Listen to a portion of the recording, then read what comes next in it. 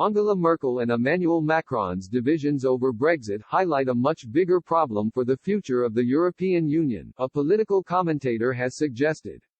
Mrs. Merkel has told the European Union that it must be more realistic in accepting Britain's negotiating position in fishing and trade talks ahead of today's critical summit of leaders.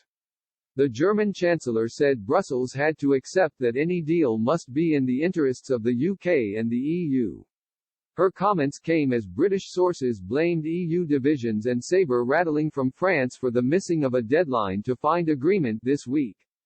Mrs. Merkel, who holds the EU presidency, told a meeting of European mayors that a deal was particularly urgent from the Irish perspective.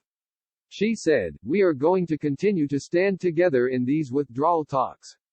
But we also have to take into account the reality. An agreement has to be in the interests of both parties, in British interests as well as the interests of the 27-member EU." It is widely believed Mrs. Merkel will play an influential role in brokering any UK-EU trade agreement in the coming weeks. Other European leaders expect her to push French President Emmanuel Macron to compromise on his hardline demands to secure continued access to Britain's coastal waters after the end of the year. However, it is not going to be easy. As he arrived at the EU summit, Mr. Macron said, "In no case shall our fishermen be sacrificed for Brexit. If these conditions are not met, it's possible we won't have a deal. If the right terms can't be found at the end of these discussions, we're ready for a no deal for our future relations." In a recent report for Politico, the head of Eurasia Group's Europe practice Mojtaba Rahman claimed the two leaders' stark differences on Brexit highlight a much bigger problem for the future of the bloc. He wrote, "The Chancellery and the Elysée have had different approaches to Brexit since the start.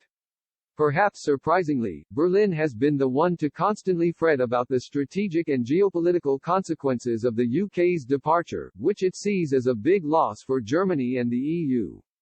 French President Emmanuel Macron's stance on Brexit has been more defensive, and more influenced by his domestic politics.